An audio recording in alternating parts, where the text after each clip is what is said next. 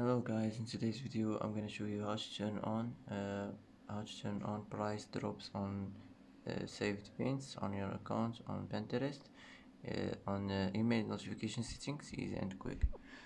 First click on your profile, now click here and now click settings, now click notifications and now click by email, and here you'll find it, price drops on saved pins. Just click on it and it will be turned on, and that's it.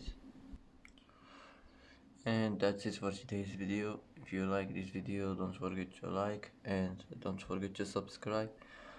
I hope this video is helpful for you, and thanks for watching until the end, and see you in the next video.